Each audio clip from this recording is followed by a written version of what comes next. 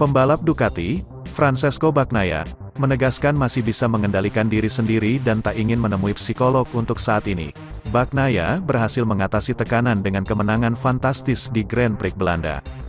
Padahal, sebelumnya pembalap asal Italia itu kerap melakukan kesalahan, dan bahkan hampir kehilangan peluang meraih gelar juara dunia, menjadi favorit juara dunia sejak awal musim, memberikan beban besar di pundak Bagnaia dalam melakoni musim baru. Perubahan yang dilakukan Ducati di awal musim juga makin memperburuk situasi. Tetapi, perlahan Pecco mulai bangkit dan menemukan kembali performa terbaiknya, meski masih memerlukan konsistensi. Menghadapi paruh kedua musim MotoGP 2022, ia pun yakin dapat tampil konsisten. Salah satu anggota VR46 Riders Academy itu juga menegaskan belum membutuhkan bantuan psikolog untuk membantunya menemukan solusi. Italiano merasa masih bisa menemukan jawaban atas permasalahan yang dihadapinya. Anda harus bekerja pada diri sendiri.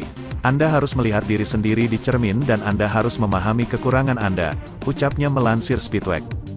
Belakangan ini saya berpikir bahwa saya selalu merasa kuat, namun kemudian saya berkata pada diri sendiri, apakah saya benar-benar memikirkannya sebelumnya? Saya merasa masih harus belajar, mungkin saya harus mendiskusikan tentang itu, pelatih saya tahu bagaimana mengelola itu dan begitu juga kekasih saya, dan tentu saja keluarga.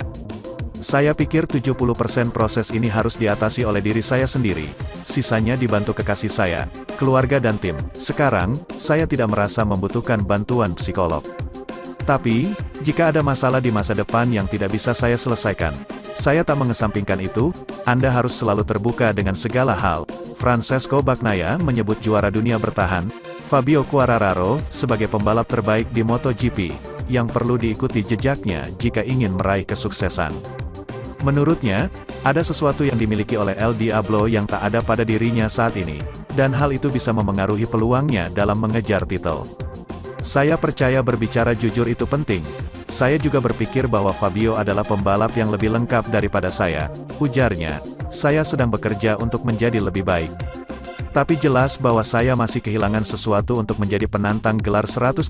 Fabio saat ini adalah satu-satunya pembalap yang begitu konsisten, begitu cepat dan begitu kuat.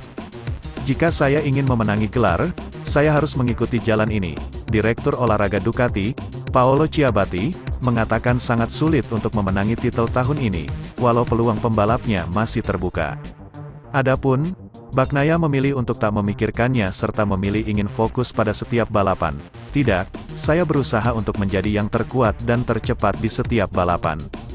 Kami melihat setiap balapan dan ketika saatnya tiba kami dapat berbicara tentang gelar, maka kami akan melihatnya pada saat itu, ucap Bagnaia. Sekarang saya ingin memenangi balapan sebanyak mungkin.